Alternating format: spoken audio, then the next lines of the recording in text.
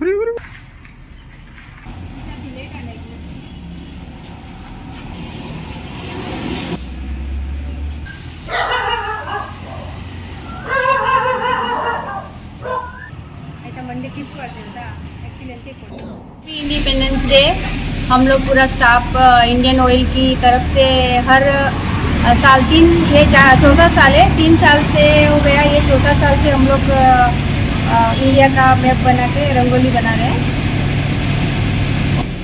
हम लोग ने फ्लावर्स और सेंट से ये रंगोली बनाया है और फ्लावर्स भी मिल नहीं रहे थे, इसलिए जितना जो मिला उतना से हम लोग ने कंप्लीट किया।